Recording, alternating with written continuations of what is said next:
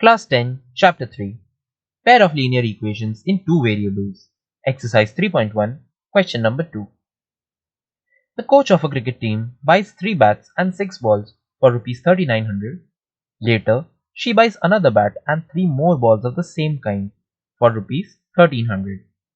Represent this situation algebraically and graphically. तो इस question में हम ये देख सकते हैं, एक क्रिकेट कोच है जो कि दो डिफरेंट सिनेरियोज में different number of bats and different number of balls खरीदती है एंड उनके ओवरऑल प्राइसेस भी दोनों सिनेरियोज में डिफरेंट है। तो पहले हम बस एक बैट और एक बॉल की प्राइस कंसिडर करेंगे। हम ये मान लेते हैं कि एक क्रिकेट बैट का प्राइस ₹X है एंड एक क्रिकेट बॉल का प्राइस ₹Y है।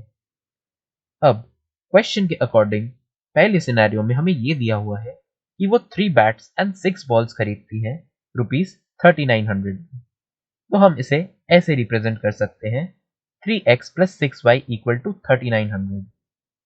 अब क्योंकि दोनों साइड्स ऑफ द इक्वेशन में हम ये देख सकते हैं कि 3 एक कॉमन फैक्टर है, हम दोनों साइड में 3 से डिवाइड कर देंगे एंड हमें मिलेगा x + 2y = 1300।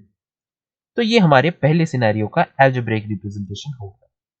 नेक्स्ट सिनेरियो में ये गिवन है कि she buys another bat and 3 more balls of the same kind for Rs 1300।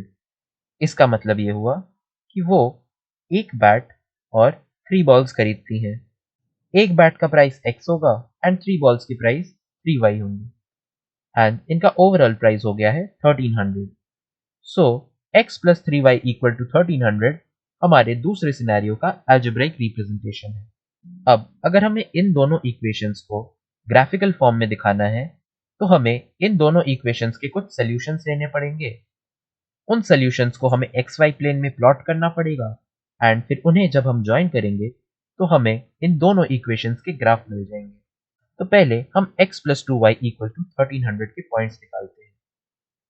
अगर हम x की वैल्यू 0 मान लें तो इस इक्वेशन x + 2y = 1300 में x की वैल्यू सब्स्टिट्यूट करके हमें मिल जाएगा 0 + 2y = 1300 which is 2y = 1300।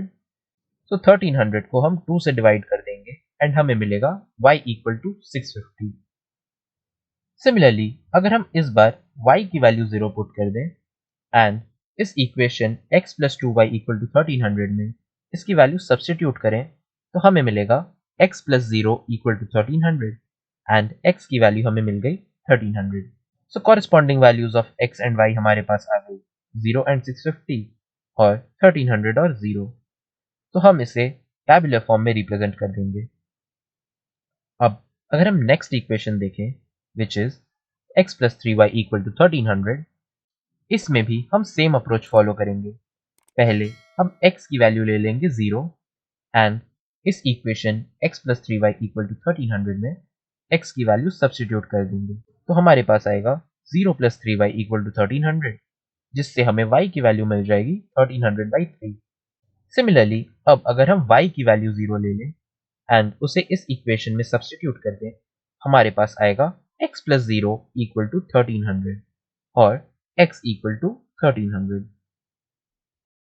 तो इसमें से हमें corresponding values of x and y मिल गई 0 एंड 1300/3 एंड 1300 और 0। इसे भी हम टैबुलर फॉर्म में रिप्रेजेंट कर देंगे। अब जो दोनों टेबल्स हमने फाइंड किए हैं उसके हेल्प से हमें दोनों equation x + 2y = 1300 and x + 3y = 1300 दोनों के ग्राफ्स प्लॉट करने हैं। तो हम पहले ये पॉइंट्स देख लेंगे एंड इन्हें ग्राफ पे प्लॉट कर देंगे। अब अगर हम इन पॉइंट्स को ग्राफ में प्लॉट करें एंड उन्हें ज्वाइन कर दें तो हमें रिक्वायर्ड ग्राफ मिल जाता है। x + 2y = 1300 पास करेगा 0, 650 और 1300, 0 से, और x + 3y = 1300 पास करता है 0, 1300/3 और 1300, 0 से। एंड हम ये देखते हैं कि ये दोनों ग्राफ्स 1300, 0 पे इंटरसेक्ट भी करते हैं। तो हमने इस क्वेश्चन के लिए ग्राफिकल और एल्जेब्राइक रिप्रेजेंटेशन शो कर दिया है।